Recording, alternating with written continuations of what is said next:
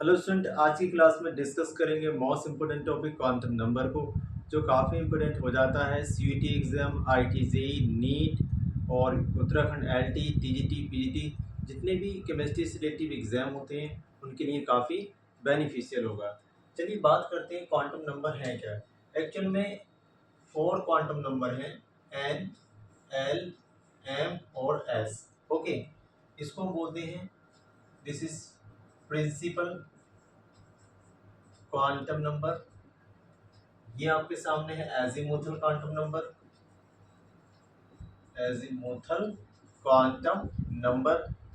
और ये हो जाएगी आपके सामने magnetic quantum number, magnetic quantum number. S को हम बोलते हैं spin quantum number, spin quantum number. Okay, तो 4 क्वांटम नंबर हैं जो कि इलेक्ट्रॉन की लोकेशन को बताती हैं। यानी ये जो क्वांटम नंबर हैं ये बताती हैं लोकेशन ऑफ इलेक्ट्रॉन। यानी ये बताएंगे कि एटम में इलेक्ट्रॉन किस जगह पड़ा हुआ है, उसकी लोकेशन क्या है, इलेक्ट्रॉन का एड्रेस के बारे में जो है ये चारों क्वांटम नंबर बताती हैं। चलिए, ये क्वांटम नंबर एराइज कहाँ से हुई थी, तो एक्चुअल में श्रोडिंगर वेव इक्वेशन को लिखते हैं हम d square psi upon d x square plus d square psi upon d y square plus d square psi upon d z square plus 8 pi square m e minus v upon h square, और यहाँ पर आएगा Sai equals to 0। ये जो है Schrodinger wave equation है। Okay, इसमें ये 3D के लिए होता है, एक्स और वाई जेड। ठीक है, इनसे 3 क्वांटम नंबर अराइज हुई थी, एन, एल और एम। यानी यहाँ पे principal quantum number, azimuthal quantum number और मैग्नेटिक क्वांटम नंबर अराइज होती है कहाँ से, यहाँ से। ये जो मैंने लिखा है श्रोडिंगर वेव इक्वेशन। चलिए समझते हैं वन बाई वन, इसको नोट कीजिए, बढ़ेंगे आगे। चलिए आगे बढ़ते हैं। Principal quantum number, principal quantum number को हम स्मॉल एन से डिनोट करेंगे। ठीक है, और ये बताती है name, size, energy of cell. अब आपको कुछ बातें ध्यान रखना है, देखो हमेशा ध्यान रखना। आपको मैंने बताया था एन, एल, एम और एस। देखो एन बताएगा किसको, शेल के बारे में, हमेशा ध्यान रखना है आपको। एन बताएगा शेल के बारे में, एल बताएगा सब शेल के बारे में, ठीक है, और एम बताता है किसको, ऑर्बिटल को, और एस बताता है किसको, स्पिन को। इन बातों को आपको बिल्कुल ध्यान रखना है। चलिए, तो यहाँ पे अगर हम स्पेशली प्रिंसिपल क्वांटम नंबर को डिफाइन करते हैं तो हम कहते हैं ये बताता है name, size, energy of shell. ठीक है, चलिए, जो एन की वैल्यू होती है वो 1, 2, 3, 4 और कोई भी इंटीजर नंबर होती है। ठीक है, एन की वैल्यू कभी भी 0 यहाँ पे हम नहीं लेते हैं, क्योंकि जो शेल होती है या हम उसको ऑर्बिट भी कहते हैं, जो कि 0 नहीं होती है। यहाँ पे बात करेंगे, अगर आपको directly maximum number of electron orbit या शेल में पूछता है तो फॉर्मूला होगा इसका 2n की पावर 2। n किसको बताएगा, शेल के बारे में बताएगा, राइट। चलिए बात करते हैं higher the value of n, अगर n की वैल्यू ज़्यादा होती है तो greater the distance from the nucleus. ठीक है, जैसे कि यहाँ पे हमने R1 कम है और R2 देखो ज़्यादा हो जाएगा, डिस्टेंस बढ़ रही है, इस तरह से हम इसको डिफाइन कर देंगे। अब रेडियस कैसे निकालते हैं, ये बोहर ने दिया था, आपको ध्यान रखना है। R equals to n square upon z. N है ऑर्बिट और शेल, और जेड है उसका एटॉमिक नंबर, और ये वैल्यू है 0.529 एंगस्ट्रॉम। इसकी हेल्प से आप रेडियस को भी बता सकते हैं। चलिए बात करते हैं next quantum number, azimuthal quantum number की।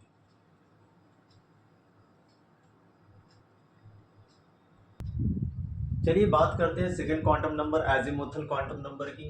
एजीमुथल क्वांटम नंबर को हम एंगुलर क्वांटम नंबर या सब्सिडियरी क्वांटम नंबर भी कहते हैं। ठीक है, इसमें आपको ध्यान रखना है, इस शेप ऑफ ऑर्बिटल के बारे में बताती है, ऑर्बिटल का शेप कैसा है। मैंने आपको अभी बताया था, आपको ये बात ध्यान रखना, एन, एल, एम और एस ये बताएगा शेल को, ये बताएगा सब शेल को, ठीक है, और ये बताएगा ऑर्बिटल को, और ये बताएगी एस स्पिन को, ठीक है। इन बातों का ध्यान रखना आपने, ठीक है। ये बता रहा है शेप ऑफ ऑर्बिटल, एक्चुअल में ये एड्रेस जो दे रहा है सब शेल का ही एड्रेस देता है, इस बात को भी ध्यान रखना आपने। यहाँ पे इसकी जो वैल्यू होती है वो 0 इंक्लूड करते हैं हम 1 to 3, और हम इसको लिखते हैं n-1 तक इंटीजर नंबर होती है, ठीक है। चलिए बात करते हैं एल की जो वैल्यू है 0, 1, 2, 3, 0 हम इंक्लूड कर रहे हैं, तो सबशेल जो होती है 0 के लिए एस होती है, बिल्कुल याद रखना, एस फॉर शार्प होता है, 1 पी, पी फॉर प्रिंसिपल, 2 के लिए डी होता है जिसे हम डिफ्यूज बोलते हैं, और 3 के लिए एफ होता है जिसे हम फंडामेंटल कहते हैं। ये भी क्वेश्चन आ सकता है, इसको भी लिख लेंगे। इसको हम शार्प बोलते हैं, इसको हम प्रिंसिपल बोलते हैं, पी को यहाँ पे इस तरह से हमने रिप्रेजेंट किया है, और डी को हम डिफ्यूज्ड बोलते हैं, और एफ का मीनिंग होता है यहाँ पर फंडामेंटल। ओके, यहाँ पे जो एन है, एन प्रिंसिपल क्वांटम नंबर है, अगर ये 0 होता है तो इसकी वैल्यू 1 होगी, ठीक है। अगर यहाँ पे 1 होता है तो इस तरह से हम इसको 2 लिखेंगे, और यहाँ पे हम इसको 3 लिखेंगे, और यहाँ पे इसको 4 लिखेंगे। ये आपने देखा, ये जो है प्रिंसिपल क्वांटम नंबर है। चलिए बात करते हैं हम यहाँ पे एल की, यानी azimuthal quantum number. Azimuthal quantum number को हम स्मॉल एल से रिप्रेजेंट करते हैं। यहाँ पे आप देखेंगे ये 1 है तो एल की वैल्यू 0 आती है, 2 होने पर एक बार 0 और 1 दो वैल्यू होंगी, 3 होने पर 0, 1, 2, एंड 4 होने पर 0, 1, 2 एंड 3। अब इस बात को ध्यान से आप समझिए, यहाँ पे जो सबशेल हम रिप्रेजेंट कर रहे हैं, देखो 0 हो रही है तो मैं इसको 1s लिखूंगा, ठीक है, क्योंकि ये n जो है n की वैल्यू 1 है। अगर यहाँ पर 0 और 1 होता है तो ये दो के लिए हम क्या लिखेंगे, 2s और 2p। इसी तरह से 3 वैल्यू है 0, 1, 2, 3, इसके लिए 3s, 3p, 3d आएगा। एंड यहाँ पे 4 है, इसके लिए 0, 1, 2, 3। अब इसके लिए हम क्या लिखेंगे, 4s, 4p, 4d, और यहाँ पे 4f आ जाएगा। तो इस तरह से सब शेल को हम रिप्रेजेंट करते हैं, सिंपल। यहाँ तक नोट कीजिए, बढ़ते हैं आगे।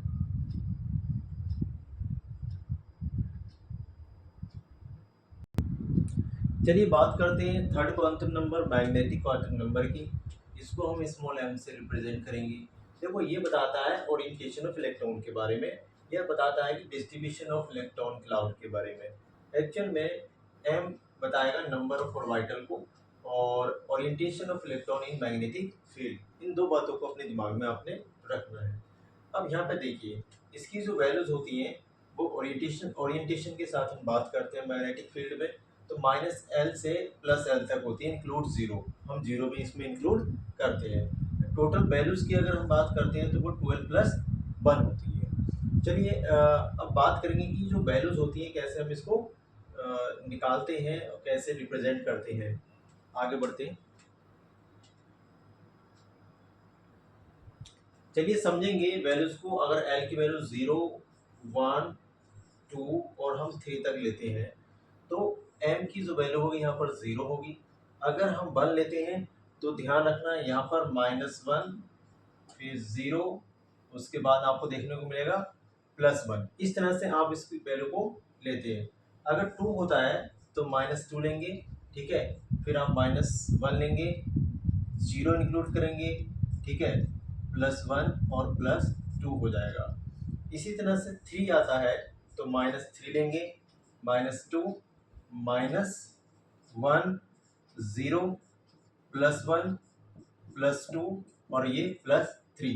अब ध्यान से समझना आपने, 0 होने पर आपको पता है कि यहाँ पे आता है s, एक बार फिर से लिखते हैं s ऑर्बिटल, यहाँ पर p और यहाँ d, और यहाँ पे आता है f ऑर्बिटल। इस तरह से मैंने आपको सब शेल का रिप्रेजेंटेशन बताया था। तो इसका जो ऑर्बिटल आप बनाएंगे वो एक बनाएंगे, और उसमें कितने इलेक्ट्रॉन होंगे, 2 इलेक्ट्रॉन होंगे, ठीक है। ऐसे ही p सब शेल के लिए आप लिखेंगे इस तरह से, 3 ऑर्बिटल को रिप्रेजेंट करेंगे, और इसमें कितने इलेक्ट्रॉन होंगे, मैक्सिमम 6 इलेक्ट्रॉन होंगे। इसी तरह से डी ऑर्बिटल को आप लेते हैं तो डी में आप देखेंगे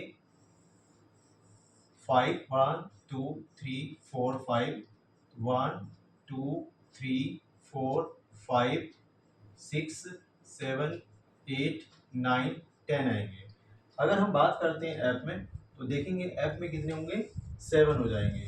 क्लियर 1 2 3 4 5 6 7 इसमें 14 इलेक्ट्रॉन होंगे 1 2 3 4 5 6 7 8 9 10 11 12 13 और ये 14 इलेक्ट्रॉन हो गए। यानी आपने देखा जो एस सब सेल है इसमें 2 आते हैं, इसी तरह से पी में कितने आते हैं 6 और यहाँ पे डी में आते हैं 10 और एफ में आते हैं 14 इलेक्ट्रॉन। तो इस तरह से हम इसको रिप्रेजेंट करेंगे। चलिए नोट कीजिए, बढ़ेंगे आगे।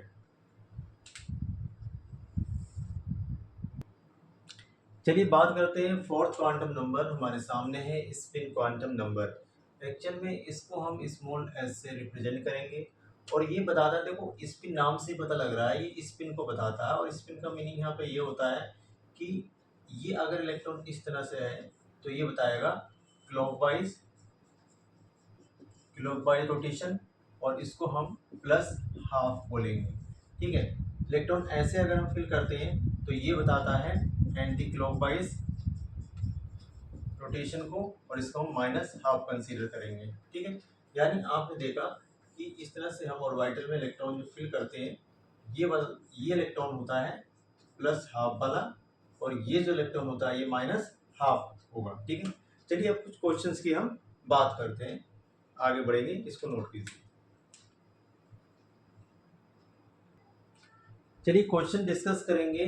क्वेश्चन में है how many subshells and orbitals are present in third cell, यानी थर्ड ऑर्बिट में पूछ रहा है। चलिए इसको बनाते हैं और अच्छे से हम इसको सॉल्व करेंगे। यहाँ पे लिखेंगे आप n principal quantum number, l azimuthal quantum number, m magnetic quantum number, last में आपको स्पिन क्वांटम नंबर देखने को मिलेगी।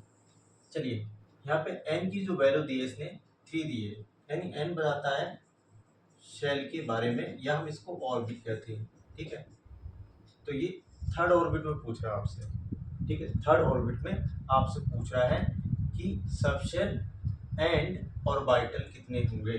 देखेंगे यहाँ पे अगर 3 होता है तो वैल्यू आप लिखते हैं एक बार 0 1 और 2, ये 3 वैल्यू आप लेते हैं इस तरह से। यहाँ पे सबशेल होती है S, यहाँ पे होती है P और यहाँ पर क्या होती है D सबशेल होती है। क्लियर, M के लिए अगर हम रिप्रेजेंटेशन करेंगे तो यहाँ पे S के लिए आप इस तरह से बनाएंगे, इसको हम ऐसे 0 लिख देंगे और एक ऑर्बिटल ऐसे दिखा देंगे। ठीक है, बात करेंगे P के लिए तो P के लिए आप लिखेंगे 1 और 1 का हो जाएगा -1 0 +1, यानी इसके लिए आप रिप्रेजेंट करेंगे ऐसे इस तरह से। डी के लिए -2 -1 0 +1 और आपको देखने को मिल जाएगा +2, यानी इसके लिए आप रिप्रेजेंट करेंगे 5 1 2 3 4 5। देखेंगे यहाँ पे क्वेश्चन पूछा है सबशेल के बारे में। देखो सबशेल कितनी आपको 3 देखने को मिलती है, एस पी और डी। तो सबशेल हो जाएगी एस पी एंड डी, यानी आपको 3 सबशेल देखने को मिल जाएंगे। दूसरा क्वेश्चन आपसे पूछा है, ठीक है, ये देखो एल जो बताता है किसको बताता है सबशेल के बारे में बताता है और एम जो बता रहा है किसको बता रहा है ऑर्बिटल के बारे में बता रहा है। तो यहाँ पे ये भी पूछा है कि ऑर्बिटल कितने होंगे, तो ये ऑर्बिटल में आप देखो काउंट कर लेंगे 1 2 3 4 5 6 7 8 9, यानी ऑर्बिटल हो जाएंगे आपके 9। ये बॉक्स भी आप काउंट कर लेंगे 1 2 3 4 5 6 7 8 9। अगर यहाँ पर ये क्वेश्चन आपसे और पूछ देता how many number of electrons, तो इलेक्ट्रॉन्स भी इजीली आप काउंट कर सकते हैं। अगर यहाँ पे आपको एक क्वेश्चन और दे देता है सबशेल और इलेक्ट्रॉन भी पूछता है तो कैसे काउंट करेंगे। देखो एक में मैक्सिमम 2 होते हैं, इसमें ऐसे 1 2 3 4 5 या 6 आएंगे और यहाँ पे आपको पता है 1 2 3 4 5 6 7 8 9 और 10। तो 10 ये हो गए, और यहाँ पे 6 ये हो गए, 16 17 18। यहाँ पे जो इलेक्ट्रॉन आ जाएंगे वो कितने आएंगे, 18 इलेक्ट्रॉन आएंगे। इस तरह से आप सब शेल को भी बता देंगे, और वाइटल के बारे में बता देंगे, और इलेक्ट्रॉन कितने उनको भी बता देंगे। एक तरीका और है, अगर आपको इलेक्ट्रॉन डायरेक्टली ऐसे भी कर सकते हैं, निकाल सकते हैं 2n⁻2 से, तो n की वैल्यू यहाँ पे 3 रखेंगे, 2 इंटू 3, और इस तरह से यहाँ पे आप कर लेंगे, तो डायरेक्टली आपको यहाँ पे कितने मिल जाएंगे, 18 इलेक्ट्रॉन देखने को मिल जाएंगे। तो इस तरह से भी आप इलेक्ट्रॉन को बता सकते हैं।